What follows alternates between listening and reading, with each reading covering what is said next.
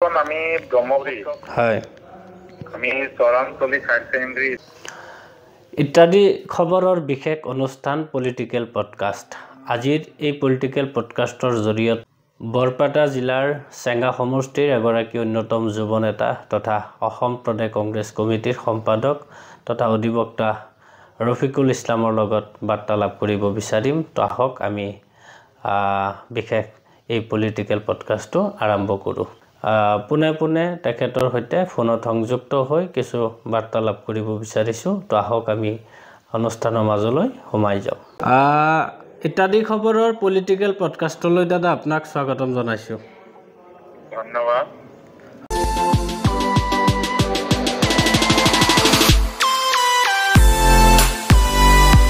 হয়, প্ৰথমতে দাদা আপোনাক খা খবৰ ল'ব বিচাৰিছোঁ। ভালে আছেনে?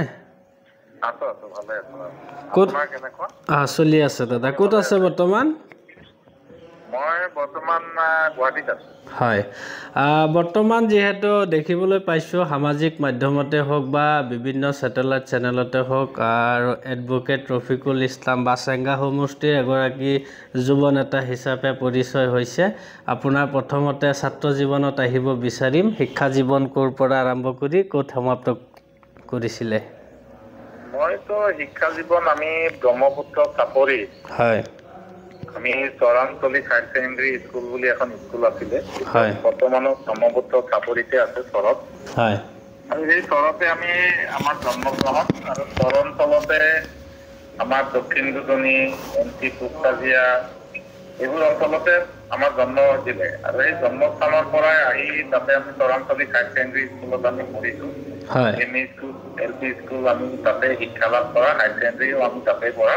হয় আৰু শৈশৱৰ জীৱন আমি ব্ৰহ্মপুত্ৰৰ মাজত যি চৰ অঞ্চল হয় এক বৃহত্তৰ চৰ অঞ্চল আছিলে, য'ত খেতি সমষ্টি, তাৰপিছত কামৰূপ জিলা আছিলে, কামৰূপ জিলাৰ এটা পাৰ্ট আছে, নলবাৰী জিলাৰ এটা পাৰ্ট আছে, তাৰপিছত বৰপেটা জিলাৰ এটা পাৰ্ট আছে, গোৱালপাৰা জিলাৰ এটা পাৰ্ট আছে। আমি এই ব্ৰহ্মপুত্ৰ চাপৰিত আমি সৰুৰ পৰা ডাঙৰ দীঘল কৰিছোঁ।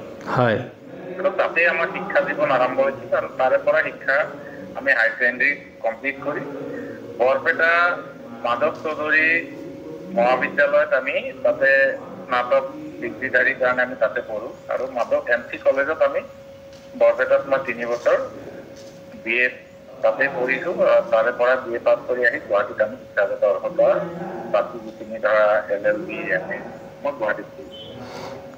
দাদা, আপুনি ছাত্ৰ অৱস্থাত পঢ়ি থকা সময়ত আটাইতকৈ ভাল লগা এটা স্মৃতি জানিব বিচাৰিম। ভাল লগা স্মৃতি বুলি ক'ব গ'লে আমাৰ যিটো স্কুল আছিলে, হয় যিখন স্কুলত মই পঢ়িছিলোঁ চৰাঞ্চলিক হায়াৰ ছেকেণ্ডাৰী স্কুল, হয় আমাৰ ঘৰৰ পৰা স্কুলখনলৈকে প্ৰায় 7 কিলোমিটাৰ মান হ'ব।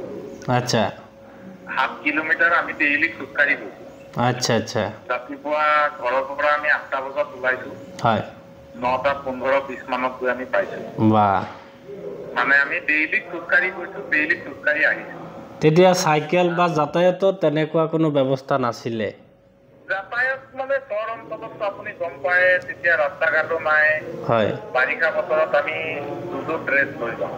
এযোৰ আমি মানে পলিথিনত ভৰাই যিযোৰ ড্ৰেছ আমি স্কুলত পিন্ধো হয় সেইযোৰ লৈ যাওঁ। আৰু পানীৰ কাৰণে আমি আৰু এযোৰ ড্ৰেছ মানে পানীত টিকি যোৱাকে আমি সেইযোৰ পিন্ধি যাব লাগে। আৰু স্কুলত গৈ আমি আমাৰ ইউনিফৰ্ম আমি চেঞ্জ কৰোঁ।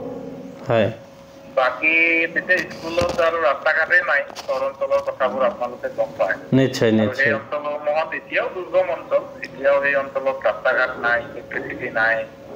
তাতে চাইকেল মানে একমাত্ৰ সম্ভৱ। চাইকেল আমাৰ সময়ত চাইকেলো মেক্সিমাম চবৰ ঘৰত চাইকেল পোৱা নাযায়। হয় গতিকে আমি আমাৰ ঘৰত এক যৌথ ফেমিলি আছিলে। আমি একেই ঘৰৰ পৰা আমি আমাৰ 6-7 জনে আমি একেলগে পঢ়োঁ। হয় আমাৰ ভাই ককাই ভনী আমি একেলগে যাওঁ। আৰু সেই যোৱা বছৰে মানে আমি 6-7খন চাইকেল আমাৰ ঘৰত নাই। গতিকে আমি চবেই একেলগে খোজকাঢ়ি যাওঁ। আমাৰ গাঁৱত সেই সময়ত চবেই খোজকাঢ়িয়ে যাওঁ। আৰু এই খোজকাঢ়ি যাওঁতে আমি ৰাস্তাত ধৰা এই ক'ৰবাত বহো, আড্ডা দিওঁ, কাৰোবাৰ ওচৰত বহো, কথা পাতোঁ। স্কুলত যাওঁতে ধৰা ক'ৰবাত বগৰী গছ দেখা পাওঁ, বগৰী আমি হেৰি লওঁ, আম গছ দেখা পালে আম গছত উঠো। হয় এটা নিশ্চিতভাৱে এটা ভাল লগা মুহূৰ্ত সেইটো সময়ৰ। সেইবোৰে সোণালী দিন জীৱনৰ। নিশ্চয়। এতিয়াও কেতিয়াবা আমনি কৰে চাগে? হেল্ল', হয়, এতিয়াও চাগে মনত পৰিলে ভাল লাগে সেই স্মৃতিবোৰ? এই দিনবোৰ এতিয়াও মনত পৰে। মনত পৰিলে এইবোৰ স্মৃতি হৈ আছে। হয় হয়। আমি ভৱিষ্যতে এই স্মৃতিবোৰত লাহেকে মই লিখিম এই কথাবোৰ। নিশ্চয় নিশ্চয়। এই মানে কথাবোৰ আমি লিখিম, লিখি আমি কেতিয়াবা হয়তো সময় সুযোগ লৈ এই কথাবোৰ আমি প্ৰকাশ কৰিম। ঠিক আছে দাদা, মই এতিয়া আহিছোঁ আপোনাৰ ৰাজনৈতিক জীৱনলৈ। আমি দেখিছোঁ বিভিন্ন সময়ত আপুনি কংগ্ৰেছৰ হৈ পেলাই বিভিন্ন সময়ত বলিষ্ঠ কণ্ঠৰে মাত মাতে, বা ৰাজনৈতিক ক্ষেত্ৰখনত আপুনি কি উদ্দেশ্য লৈ পেলাই আহিলে, বৰ্তমান কি পদবীত আছে, ভৱিষ্যত কি পৰিকল্পনা আছে, সেই বিষয়ে অকণমান জানিব বিচাৰিম। ৰাজনৈতিক চিন্তা চৰ্চাটো আমাৰ চহৰ অঞ্চলত যেতিয়া আমি পঢ়িছিলো, হয়, আমি যিখন স্কুলত পঢ়িছো সেই স্কুলখনৰ পৰাই আমাৰ ৰাজনৈতিক চিন্তাধাৰাবোৰ আমাৰ মূৰত সোমাইছিল। ছাত্ৰ অৱস্থাৰ পৰাই আমাৰ গাঁৱলীয়া যি ৰাজনৈতিক ব্যৱস্থা সেয়া দেখিছিলো। আৰু মোৰ দেউতা এজন ভাল সমাজ সংগঠক, সমাজ সচেতন ব্যক্তি। তেখেত মানে প্ৰাথমিক বিদ্যালয়ত চাকৰি কৰিছিল, বৰ্তমান তেখেত ৰিটায়াৰ হৈছে। আৰু আমাৰ ঘৰখন আৰু আমাৰ গাঁওখনতো এটা সামাজিক দায়বদ্ধতা আমি দেখা পাইছিলো। দেউতাৰ ওচৰত সদায় মানুহ আহিছিলে, ওচৰৰ মানুহবোৰ, আমাৰ মানুহবোৰ সদায় আহিছিল। আমি সেই বস্তুটোৰ পৰাই আচলতে ৰাজনৈতিক যি চিন্তাধাৰা মানে সোমাইছিল, সেই চিন্তাধাৰাৰ পৰাই আজি আহি ছাত্ৰ জীৱনত NSUI কৰিলো। মই প্ৰথম আঁঠু কৰিছিলো। অসম ছাত্ৰ সন্থাৰ লগত যেতিয়া মই MC কলেজত পঢ়ো, তেতিয়া ছাত্ৰ সন্থাৰ লগত আছিলো। তাৰপিছত মই NSUI লগত NSUI কৰিলো। NSUI কৰি এতিয়া মই ইউথ কংগ্ৰেছ কৰিলো। ইউথ কংগ্ৰেছৰ পিছত এতিয়া আমি প্ৰদেশ কংগ্ৰেছত আহি এতিয়া আছো। প্ৰদেশ কংগ্ৰেছৰ এটা যেতিয়া ছাত্ৰ ৰাজনীতিৰ পৰা আহি যেতিয়া দেখিলো যে ছাত্ৰ ৰাজনীতি আমি কৰিলো, এতিয়া সমাজক যদি আমি কিবা এটা কৰিব পাৰো, দেশৰ কাৰণে যদি কিবা এটা কৰিব পাৰো, আমাৰ নিপীড়িত জনগোষ্ঠীৰ কাৰণে যদি কিবা এটা কৰিব পাৰো, আমি যিখন সমাজৰ পৰা আহিছো, চহৰ অঞ্চলত যি মানুহৰ যি জীৱন যাপন, আমাৰ বিশেষকে সংখ্যালঘু মানুহৰ যি দুৰৱস্থা, সেই দুৰৱস্থাসমূহৰ কিছু চিন্তা চৰ্চা যেতিয়া আমাৰ মনত উদ্ভাৱন হৈছিলে, আৰু তেতিয়াৰ পৰা এই চিন্তা চৰ্চাবোৰ আহিছিলে। আৰু অহাৰ পিছত যেতিয়া গম পালো যে এটা ৰাজনৈতিক মঞ্চত থাকিহে মই এই কামখিনি আমি কৰিব পাৰিম। আৰু ঠিক তেনেদৰে যেতিয়া মই NSUI ছাত্ৰ ৰাজনীতিত আমি সোমোৱাৰ পিছৰ পৰা কংগ্ৰেছ দলৰ যি ধৰ্ম নিৰপেক্ষতাবাদৰ চৰিত্ৰ, গান্ধীয়ান আইডিঅলজি, এই আইডিঅলজিৰ প্ৰতি আচলতে প্ৰভাৱিত হৈ আমি ছাত্ৰ ৰাজনীতিৰ পৰাই কংগ্ৰেছ দলৰ প্ৰতি এক আদৰ্শ ৰাজনীতি হিচাপে আমি কংগ্ৰেছ দলত যোগদান কৰি আজি আহি এইখিনিলৈকে পাইছো। আমি এতিয়ালৈকে সমাজৰ কাৰণে একো কৰিব পৰা নাই, কিন্তু এক বৃহৎ প্ৰচেষ্টা বা বৃহৎ সপোন এটা আছে, যিটোৰ দ্বাৰাই আমাৰ সমাজখনক যাতে অসমখনৰ কাৰণে, অসমীয়াৰ কাৰণে, অসমৰ যি হাতাম পুৰুষীয়া সংস্কৃতি সাহিত্য, অসমৰ যি চাউলুং চুকাফাৰ যি আদৰ্শ, সেই আদৰ্শসমূহক উজ্জীৱিত কৰি ৰাখিবৰ কাৰণে অসমক যাতে আৰু অধিক ত্বৰান্বিত গতিত আগবঢ়াই লৈ যাব পাৰো। ভৱিষ্যত যি ভাতৃত্ববোধৰ যি বৰ্তমান সংকটময় পৰিস্থিতি হৈছে, এই পৰিস্থিতিৰ পৰা অসমখনক এক সমৃদ্ধশালী আৰু এক ভাতৃত্ববোধৰ এনাজৰীৰ সৈতে শংকৰাজানৰ যি চৰিত্ৰ, এই শংকৰাজানৰ চৰিত্ৰৰ সৈতে যাতে আমি অহা প্ৰজন্মক এটা সুস্থ সবল সমাজ, সুস্থ সবল দেশ আমি যাতে দি থৈ যাব পাৰো, তাৰ কাৰণে ৰাজনৈতিক মঞ্চখনত আহা আৰু ৰাজনৈতিক মঞ্চখনত থাকি যাতে সমাজখনক আগবঢ়াই লৈ যাব পাৰো, তাৰ কাৰণে আপোনালোকৰ চেনেলৰ জৰিয়তে মই অসমবাসীৰ ওচৰত আশীৰ্বাদ বিচাৰিছো। অসমবাসীয়ে যাতে আমাক আশীৰ্বাদ কৰে, আমাক সময় সুযোগ দিয়ে, যি সুযোগৰ জৰিয়তে যাতে অহা দিনত আমি অসমৰ এক চিনাকি মানে হৈ অসমৰ যি সাহিত্য সংস্কৃতি, অসম আৰু অসমীয়াৰ কাৰণে যদি কিবা এটা কৰি যাব পাৰো, সেইখিনিয়ে জীৱনৰ মূল উদ্দেশ্য। ঠিক আছে দাদা, মই শেষত আপোনাৰ এটা কথা সুধিব বিচাৰিম। 2026 কাৰণে আমি দেখিছোঁ সামাজিক মাধ্যমত বা বিভিন্ন পৰ্টেলতে হওক বা সংবাদ মাধ্যমতে হওক, চেঙ্গা সমষ্টিত আপোনাৰ নামটো চৰ্চাত আহিছে। 2026 দলে যদি প্ৰাৰ্থিত্ব আগবঢ়ায় বা কি পৰিকল্পনা আছে এই বিষয়ে, বা ৰাইজে বা কি বিচাৰে এই বিষয়ে কি ক'ব?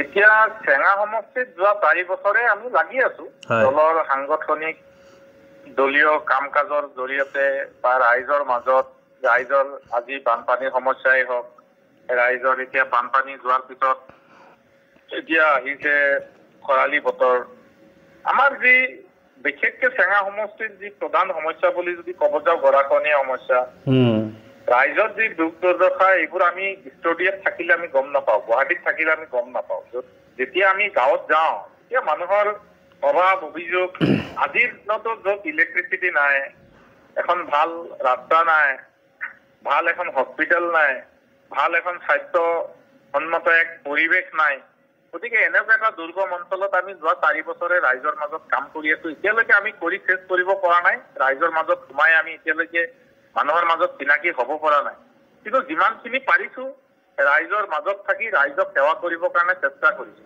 আৰু এই সেৱাত কেতিয়া আমি সফল হ'ম যদি দলৰ কাৰণে মই কাম কৰিছো দলে যদি এক সুযোগ দিয়ে তেতিয়া আমি ৰাইজৰ মাজত গৈ অনাগত দিনত চেঙা সমষ্টিবাসীৰ হৈ কিবা এটা কৰিবলৈ মন আছে আৰু সেই সামগ্ৰিক উন্নয়ন সামগ্ৰিক পৰিৱেশৰ সৈতে অসমৰ মানচিত্ৰত ভাৰতবৰ্ষৰ মানচিত্ৰত যাতে চেঙা সমষ্টিক আমি জীৱিকাই তুলিব পাৰো তাৰ কাৰণে চিন্তা চৰ্চা কৰিছো আকৌ দলৰ লগত আছো দলে সিদ্ধান্ত ল'ব সেইটো আমি দলীয় কৰ্মীহে আমি দলৰ এজন কৰ্মী হিচাপে দলৰ মানুহৰ মাজত আছো সমাজৰ লগত আছো ৰাইজৰ লগত থাকি কাম কৰিবৰ কাৰণে আপ্ৰাণ চেষ্টা কৰিছো যদি সময় সুযোগ পাওঁ যদি আমাৰ দলীয় মঞ্চৰ পৰা সুযোগ দিয়ে তেতিয়াহ'লে দলৰ লগত থাকি ভালকে যাতে অহা দিনত আমাৰ চেঙা সমষ্টিবাসী ৰাইজৰ লগত আৰু অসমৰ মানুহৰ লগত অসমৰ সামগ্ৰিক সমস্যাৰ লগত জড়িত হৈ থাকি অসমক আগবঢ়াই লৈ যাব কাৰণে যদি ন্যূনতম প্ৰয়াস এটা কৰিবলৈ চেষ্টা কৰিছো যদি পাৰো তাৰ কাৰণে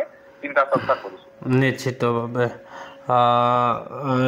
ধন্যবাদ জনাইছোঁ দাদা যিহেতু যথেষ্ট ব্যস্ততাৰ মাজত এইখিনি সময়ক আমাৰ আজিৰ এই বিশেষ পলিটিকেল পডকাষ্টত পোনপটীয়া সম্প্ৰচাৰ হোৱাৰ কাৰণে ইত্যাদি খবৰ ফেচবুক পেজৰ ফালৰ পৰা আপোনাক বহুত বহুত ধন্যবাদ জ্ঞাপন কৰিছোঁ আপোনাৰ অনাগত ৰাজনৈতিক জীৱন উজ্জ্বল ভৱিষ্যত কামনা কৰিছোঁ ধন্যবাদ আপোনাকো ধন্যবাদ জনাইছোঁ আপোনালোকৰ ইত্যাদি খবৰৰ চেনেলৰ জৰিয়তে হয় আমি আশা কৰিছোঁ অসমৰ চুকে কোণে অসমৰ গ্ৰাম্য জীৱনৰ চৰিত্ৰ আপোনালোকে দাঙি ধৰিব নিশ্চয় আৰু আমাৰ প্ৰদেশ কংগ্ৰেছৰ সন্মানীয় সভাপতি ভূপেন কুমাৰ বৰাদেৱৰ নেতৃত্বত যাতে অহা দিনত অসমত এক আমূল পৰিৱৰ্তন হয় অসমৰ জনসাধাৰণৰ কণ্ঠ হিচাপে যিজন ব্যক্তি ইতিমধ্যে কাম কৰি আছে অসমৰ প্ৰত্যেকটো জাতি জনগোষ্ঠীৰ এক সম্ভাৱনাময় নেতা হিচাপে তেখেত জিলিকি উঠক আৰু তেখেতৰ